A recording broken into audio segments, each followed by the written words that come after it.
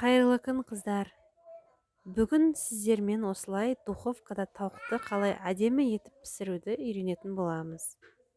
Барлық керек заттарды мөлшерін описаниеден көре аласыздар. Ең бірінші осылай тұздап аламыз. Одан кейін қара бұрыш себеміз. Қызыл бұрыш себесіз және өзіңізге ұнайтын басқа да приправалар себуге болады. Осылай видеода көрсетілгендей етіп тұз қара бұрыштан жақсылап жағамыз. Соусын дайындаймын дегенше 10-15 минутқа маринаттап қойып қоямыз осылай. Осылай 2 ас қасық томат пастасын саласыз. Егер томат пастасы болмаса, кетчуп қолдансаңыз болады.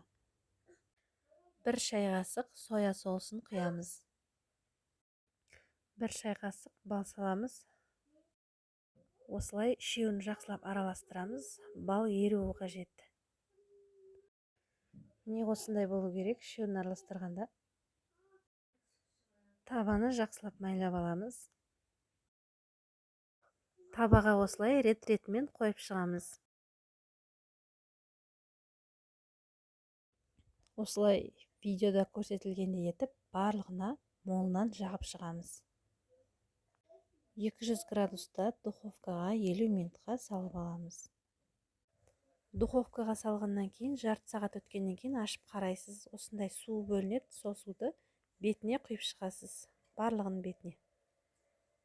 Суын құйып болғаннан кейін, тағы да 200 градус температурада 20 минутқа саласыз духовкаға. Міне достар, біздің духовкада піскен оленіміз дайын. Егер видео ұнаған болса, подписка жасап, лайк басуды ұмытпаңыздар.